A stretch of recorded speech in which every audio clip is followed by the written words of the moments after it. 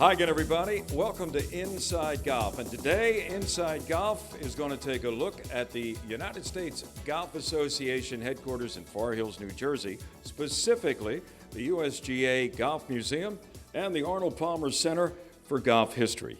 This is home to the world's premier collection of golf artifacts and memorabilia. The USGA Museum is an educational institution dedicated to fostering an appreciation for the game of golf. But it also serves as a caretaker and steward for the game's history. So stay with us. Coming up, we'll begin our tour of the United States Golf Association Museum in Far Hills, New Jersey. It's next here on Inside Golf. Inside Golf, presented by PGN Plus. Play your golf bucket list. By Jersey Man Magazine, it's a Jersey way of life, and Philly Man Magazine, bringing it to Broad Street. And by the Philadelphia Section PGA, experts in the game and business of golf. Along with being stewards of the game of golf, your local PGA professional wears many hats. We are teachers. We are players. We are managers. We are merchandisers. And community leaders. But we all wear one badge.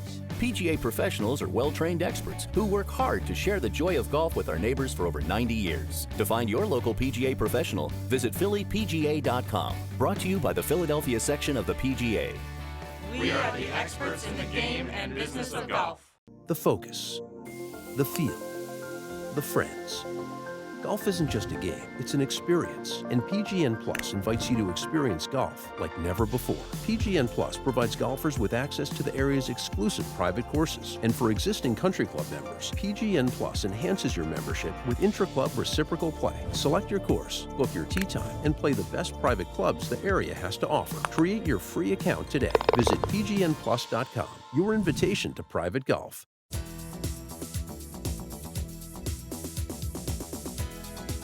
The gentleman who's going to give us an overview of what's here at the USGA Museum and Archives is the Senior Director, Robert Williams. Thanks for having us, Robert. Great to be here. Tell us a little bit, give us an overview of first the history of this building here, Golf House, Sure. And then what will people see when they come? Sure. Well, Golf House is a name that came from where the USGA first started in New York City. And there was a brownstone on 37th Street and 5th Avenue, and we were there for a very long time. But then in the late 60s, early 70s, we moved out here to Far Hills to this house, which was built originally as a summer residence. But it was sort of the perfect setting for the USGA to come out in the early 70s with a whopping staff of 12. And the first floor of the museum was, or the first floor of this building was the museum. And the other floors were filled with all the other staffers who supported the running the championships and running handicapping, et cetera. And that evolved over time, and the museum was renovated in 2008 and expanded with a whole new wing. So we have a facility here that sort of celebrates particular individuals. Here we are in the Bob Jones room right now. So there are named rooms in this end of the museum. And then in the new wing, there's a Hall of Champions where we have all of the trophies for the national championships and a listing of all the national champions on the wall. And in addition to that, we have a linear story that tells the story of golf in America from the late 19th century to present day. So when people come here, and how many on an annual basis would you say enter the doors here at the museum?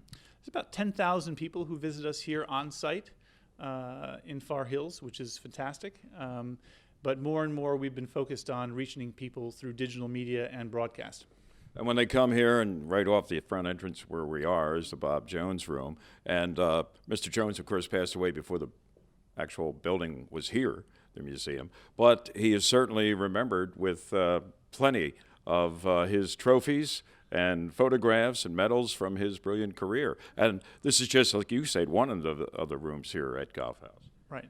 So there are 5 named rooms, and the purposes of the named rooms versus the linear exhibit is former champions who share very closely in their values and the way they live their lives that sort of embody what the USGA is all about. And so we celebrate Bob Jones for his sportsmanship, And we have the Bob Jones Award, which is the highest award that the USGA gives on an annual basis to a golfer who represents and embodies that idea of sportsmanship and integrity. Mr. Palmer's room, which is across the hall here, really celebrates philanthropy and giving back to the game and what he really embodies and what he's done for the game. And then on the subject of excellence, the pursuit of excellence is what the championships are all about. We have Ben Hogan down the hallway here and Mickey Wright. Many people who come to visit here have been wondering for years, like, where's Jack? Where's Jack? Well, in Nicholas' room, that room really begins to explore why was he the most successful major champion, and sort of interesting themes and ideas that he really shared with us. And that's one of the unique things about the rooms, is that they're developed with the families or the person themselves. So they really are sort of an intimate look at those people. Now, people will say, if I'm going to go and visit the museum, how long does the average person need to kind of pencil out on their day, hours-wise, to come through here and get the full treatment and experience of what is here? Yeah, I'd say most people probably spend 2 to 3 hours here, maybe a little bit longer if it's nice weather outside. We have a 20,000 square foot putting green, which people take advantage of, and we have historic putters and historic balls for people to get a little feel of that. But if you really are taking your time, you could spend all day here, but I'd say most people spend a couple of hours here. And are they guided tours, or can people go on their own? Well, obviously people can do what they want on their own. They can come anytime. We really try and engage a younger set of golfers through USGA, LPGA Girls Golf Program, Boys and Girls Club of America groups, so group engagement, and then obviously guided tours. Can you reveal some of the more famous visitors here to the museum? Well, I mean, certainly our champions are favorites when they come back. And do they? And they do. Mr. Palmer has been here several times.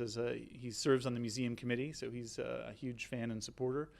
But we have, I'd say, somewhere between 10, 20 champions come back per year, and they come and look at their name on the wall in the Hall of Champions and look at their trophies. And, the amateurs who make up so many of our championships, 10 of our 13 championships are amateur championships, and when they come back, that's also hugely exciting for us.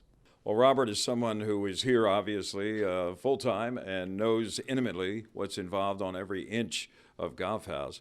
Do you have a favorite spot? The Mickey Wright room. It's one of my favorite spots. I think Mickey has gotten quite the credit that maybe other players like Arnold and Jack and Gary Player have, but many people don't know that she won 4 U.S. Women's Opens, and just she was so impressive that both Byron Nelson and Ben Hogan both said that she had the greatest swing they ever saw. So that's a pretty high compliment. Robert, we're standing in front of Mickey Wright's bag, and it's minus 2 of the clubs that are actually on the wall. Tell us about those. Sure. Well, first her 4-iron, which is pretty amazing. You don't see many 4-irons with a wear pattern about like this in the center of the club face, and that's the sweet spot for Mickey Wright. Yeah, the sweet spot for a butter knife 4-iron from the 60s, and she stuck with those Wilson clubs for a very long period of time. And then the bullseye putter that she won 81 of her 82 tournaments with, including 13 major championships. So again, someone who was committed to what they were doing and stuck with what they knew worked, and she was really successful. Tell me, what's the origin of getting a collection of clubs like this from a champion, a 4-time U.S. Open winner? Are they want to, give them up, even though they'll be on display maybe for, generations of golfers? I think most people are really excited to be, as you would think, USGA champions. To be the national champion means a great deal. And they know that what the museum does in terms of preservation and celebration of the game, that they're not giving it to an institution that's going to be flippant with it. We're going to take good care of it, and we're going to use it in perpetuity. So I think that excites people to know that they're a part of the game's history, that the bullseye putter is in the same hands and in the same realm as the Calamity Jane from Bob Jones, like a club from Arnold Palmer or a club from Babe Zaharias. People are part of a very elite club. There's only about 615 or so national champions since 1895. So it's not usually very hard to get them to participate in preserving the game's history. Well, our thanks to Robert Williams for giving us a little bit of the tour. Next up, we'll be joined here in the dawn of American golf with the senior curator of the USGA's museum, Michael Trossel. Stay with us. It's next on Inside Golf. was back at the country club in Brookline. And we met said he.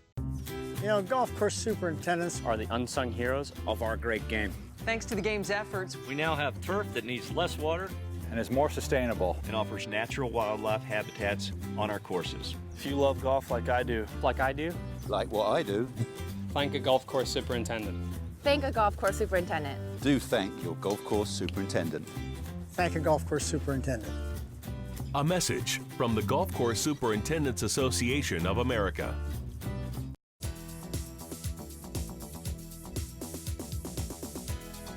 Well, Mike Trossel, actually no stranger to Inside Golf, because a couple of years ago, Mike, we caught up with you at Marion when you were there for the U.S. Open, so it's good to see you again, only this time on your home turf.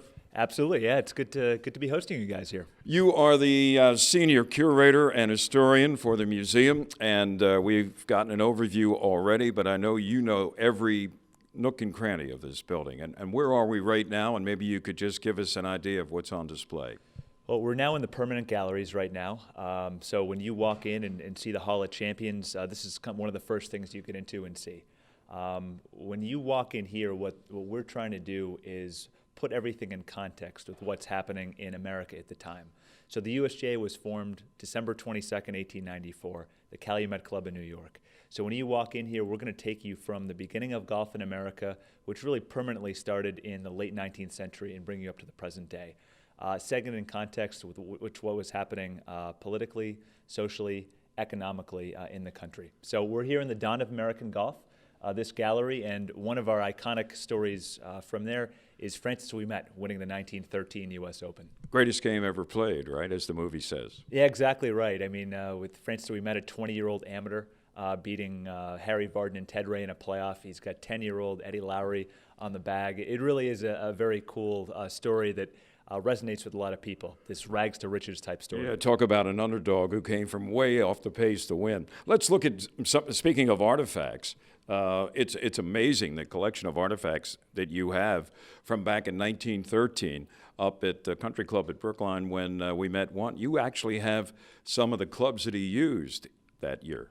Yeah, we do. We have 4 clubs and the putter as well, so 5 clubs in total from Ouimet, and it's really quite amazing. They were given Eddie Lowry, who ended up selling them after a period of time, and then they were eventually donated to us for security reasons. And they're just spectacular. I mean, clubs that go back, made by Tom Stewart, great club maker. And one of the clubs here is Ouimet's Mashie, which he used to set up birdies on the 17th hole in both the fourth round and the playoff when he beat Vardon and Ray. You know, do you have any idea of how many clubs he actually had in his bag? Yeah, he probably had about 9 or 10 clubs, and we don't know where the other ones are. So this represents about half of what they were. And he did an interview in 1963 for the 50th anniversary of his win when the U.S. Open was back at the country club in Brookline. And Ouimet said he had 9 or 10 clubs. He probably only used 6 or 7, which is pretty amazing. And we have over here, moving from clubs to the balls that were used, even a scorecard dating back to that U.S. Open win by Francis Ouimet. Yeah, you know, what we like to do here at the museum is preserve and celebrate what we have. And some of these clubs from more than 100 years ago, golf balls and scorecards, certainly the preservation is a big part of it, especially with paper, but the celebration is big as well. When we had the 100th anniversary a couple of years ago in 2013, we brought everything up to the country club at Brookline where we had the U.S. Amateur. And these are really special. You can see that the golf balls are either the square mesh or the bramble. It was certainly a little bit, it was before dimples came into existence. And the scorecards are pretty amazing in themselves. You can actually see that Bernard Darwin, the great golf writer, right up there was the scorekeeper during the playoff. So it's really pretty impressive. Now the size of the ball looks a little larger than today's ball. Yeah, you know, they're probably about the same size, maybe slightly. Maybe because of the dimples and the way they're on the ball makes it, to the eye, look a little bit bigger? Yeah, exactly right. I mean, one thing's for sure about those balls, they probably weren't going too far, weren't traveling too far, especially in that Monday playoff. There was a driving rainstorm, and, you know, you hit a ball like this, it's pretty amazing to shoot a 72 like Ouimet did in that playoff. And one other artifact from that event, the Champions Medal. This is the actual medal that Francis Ouimet won. It is. That is his Champions Medal. And, you know, Ouimet is a great story. He really his biggest goal was to win the U.S. Amateur, which at the time was a bigger championship than the U.S. Open. But he won the U.S. Open first, had this, and then went on to win the U.S. Amateur in 1914 and then again in 1931. But this is the actual gold medal that we went home with. When you go back to the beginnings of the U.S. Open, when Horace Rollins won the first U.S. Open, he won a gold medal, just like Ouimet. He won $150, and Ouimet was an amateur, so he didn't win any money. And he won custody of the U.S. Open trophy for 1 year. And if you look at present day, obviously it's a little bit different. Still get the medal and the trophy, but the prize money is just north of $1.6 million now.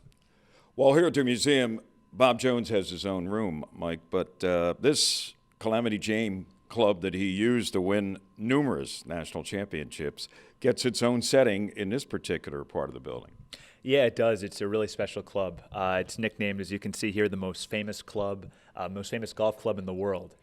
So Jones was a great amateur player, and by 1920 had a great game, but was still looking for something to really put him over the top, and that was a putter.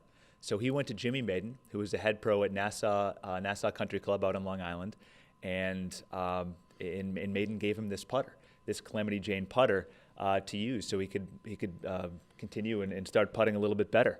And Jones used the original Calamity Jane to win his first 3 major championships, and then the face started to wear out. So the sweet spot wasn't quite there or was before, so he had 6 replicas made from a Spalding company. And this is the first replica here, Calamity Jane 2, and he used this to win 10 of his 13 national championships, including the Grand Slam in 1930. So he would have had this in his hands when he won the 1930, finished the Grand Slam at Merion. Exactly. So it's a pretty amazing club, and that's at the museum is really fun. We're able to take some of these clubs on the road, like when we went to the U.S. Open at Merion back in 2013, to bring Calamity Jane, to bring Hogan's 1-iron actually to the course, to where history actually happened with it, is pretty special. Now, you know everything about this club, it sounds like. How many one-putts did he have, do you know? I don't know that off the top. Did I stump you? The statistics back at the time weren't quite as good, but I'd imagine it was quite a few. I was going to say, he probably had quite a few. He really did. I mean, a lot of his wins in the 1930 Grand Slam season were not close. I mean, if you look at the 1930 U.S. Amateur, there weren't a lot of close matches that it came down to, and even in the championship match, I believe you won 8 and 6. So it was not that close. It was over before it started, in other words, almost. Exactly. And right. Calamity Jane had a lot to do with that. Exactly right. One of the rooms here at the museum in Far Hills is an era that's labeled the Depression and the World War II era. And what was golf like back then, and what happened around that era involving the game of golf. And Michael, take us through it. Yeah, it's a really interesting era because you have, obviously, the stock market crash and the Great Depression. So golf really went down into a bit of a lull during that period. But there are a few good things that came out of it. One is public course golf. We started our U.S. Amateur Public Links Championship in 1922, and it really started to gain some momentum in the 30s when, again, a lot of people were no longer members at private clubs. The second part was a big time of growth for women's golf. Great women players in the 1920s like Galena Collette, retired and kind of faded away as we made room for Patty Berg and Babe Dietrichs and Zaharias and some others in the 1930s and 40s. And it eventually led to the forming of the LPGA in 1950. So, and here you have some of the artifacts going back to that era and the beginning of the LPGA in golf. Yeah, exactly right. And you've seen the Mickey Wright room, which is very impressive. Mickey, a 4-time U.S. Women's Open champion. Greatest swing ever, according to some pretty good people like Ben Hogan and Byron Nelson. Yeah, her swing was amazing, and that's really what we tried to highlight in that room, the fact that her swing was, absolutely fawned over by guys like Nelson and Hogan and some of the people who spectators said that they had the best swings, members of the media. Mickey Wright was a big part of that. Babe Dietrich and Zaharias. Zaharias was a great track and field athlete. Won 3 medals, the 1932 Olympics in track and field, and eventually went over to golf, and then became a founder of the LPGA Tour in 1950 and won 3 U.S. Women's Opens, culminating in 1954. Stay with us. More to come from the USGA Museum here in Far Hills. And by the way, the museum is open 6 days a week from Tuesday through Sunday. And it's less than 2 hours away from Center City, Philadelphia. At Valley Forge Casino Resort, we're rolling out the action and bringing it all to the table.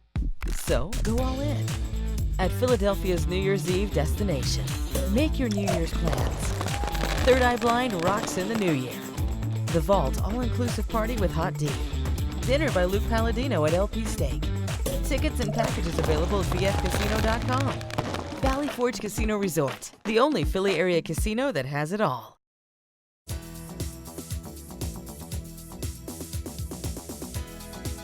Welcome back. Inside Golf continues with our teed-off panel. We're back here at the Valley Forge Casino Resort. Great place to be this time of year, especially big New Year's celebration coming right here to the Valley Forge Casino Resort. And our panel consists of Bob Shepard, longtime pro in the Philadelphia section. He's an author, big contributor to Inside Golf, always a pleasure. Joe Logan, myphillygolf.com. That's pleasure to be here. Blog, and he keeps up on what's going on, not just in Philadelphia circles, but around the world when it comes to golf.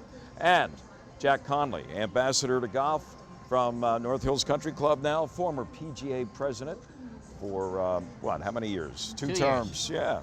That's the kind of history this guy brings. We like guys with a lot of perspective, you know, Jack, and we're talking, this is, first of all, happy holidays to you guys, Merry Christmas, and New Year's around the corner, but it's always a time for people to come up with a gift idea, okay? I'm sure you've had numerous occasions to do some shopping, whether it's at your pro shop or at somebody else's. What's a good idea for somebody who's looking for that golfer in their life for a Christmas gift? Well, you know, to me, one of the things you can always do is a rangefinder. I mean, they've come down in cost. When you get to your golf ball, it's real easy to know that you're 136 instead of looking for a sprinkler head that tells you you're 150. I think it speeds up play immensely. So that would be big on your list. That would be big on my list. And the other thing is depending upon how good the golfer is, golf lessons from the golf professional, your PGA golf professional, are always important so that you start in the spring.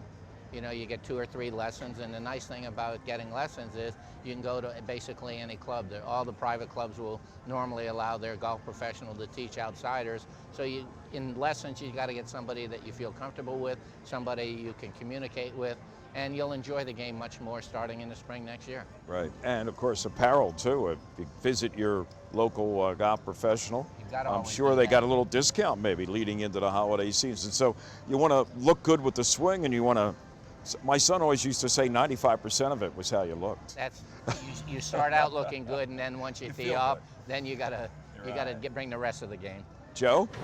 I have 2 ideas. One I got a couple of years ago. That is custom knit head covers. If you go on the internet and just Google custom knit head covers, you'll find a bunch of websites, and you can order 1, 2, 3, whatever you want. So you can put your name on there? Well, you can get colors, designs, logos, whatever you want. And some people actually, I mean, some of them are really small, like individuals who will knit whatever you want. And you can spend $25 or $225, whatever you want to spend. The other one is, as it happens, just last night I sat down and wrote my letter to Santa Claus. And this year I have asked for a little, what we used to call a Sunday bag, a very light bag, because one of my goals this year is to walk 9 holes in the afternoon and carry my bag, maybe shed a few clubs, so I'm carrying 8 or 9 clubs instead of 14, and walk, because I need to walk. So it doesn't have room for rain gear or a lot of extra tees and balls. Only a chump plays in the rain. Okay. So or goes out into the rain. Obviously, you don't have a rain suit. I always just say, if you need one, you shouldn't be playing. But that's for another show. Shep, give me an idea for a golfer this time of the year. Well, we have there's a fellow on tour right now that needs a little push that I'm following, I think like we all are. And what he did the other day was down in Australia, and he had a couple courses he wanted to play that were on his bucket list, and he didn't have a caddy, so he got the hand card out. And it was Jordan Spieth, and he actually played Royal Melbourne pulling his own hand card, his own trolley, and they're talking about an increase in people saying, you know what, that would be fun to exercise, you know, get that exercise going. So you got to hand it to Spieth. He didn't wait around for the caddy to come in from the driving range or whatever. He went right out. I can tell you more clubs in the area. And if a player like that is using it, they figure if it's good for number one, it's good for carts now with the wide wheels. Right? They can walk through mud, and there are hardly any power. Yeah, and power ones. Yeah, they got them remote controls. Surfboard. Surfboards. Yep. Guys, I appreciate it. I'm sure our viewers do too. Those ideas: rangefinder, customized head covers, and a little trolley. Trolley. You never know when you're going to need one of those. We'll be right back. Inside Golf is back in just a moment.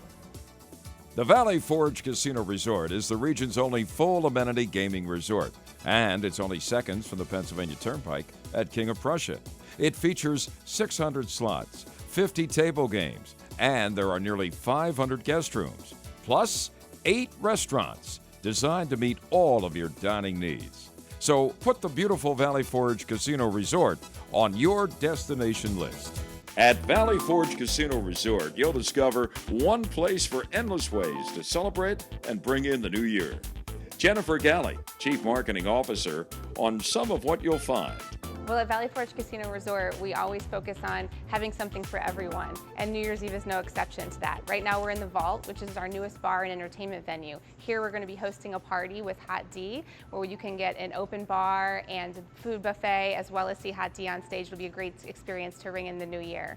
For something different, in the Event Center on stage, we're going to be doing a great concert with Third Eye Blind, and tickets are on sale for that right now at Ticketmaster.com. And then for something else, it's a different option. We have a brand new restaurant, LP Steak, by celebrity chef Luke Palladino. We have his prefix menu, packages that are available on OpenTable.com now, and if you wanted to make a night of it, we have hotel packages that you could add in that as well. All that information is available at vfcasino.com. So at Valley Forge Casino Resort, we really are one place with endless ways to celebrate. We're rolling out the action and bringing it all to the table. So go all in with endless ways to win. Join us for the area's hottest happy hour with double the action at half the price. Only at Valley Forge Casino Resort. Along with being stewards of the game of golf, your local PGA professional wears many hats. We are teachers. We are players. We are managers. We are merchandisers. And community leaders. But we all wear one badge. PGA professionals are well-trained experts who work hard to share the joy of golf with our neighbors for over 90 years. To find your local PGA professional, visit phillypga.com. Brought to you by the Philadelphia section of the PGA. We are the experts in the game and business of golf.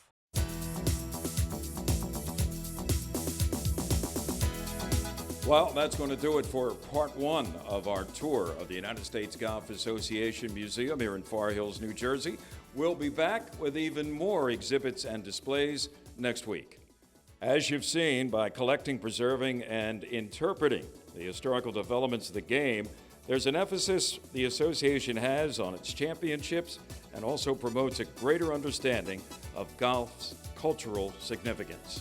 And we'll have more from the museum once again next week here on Inside Golf.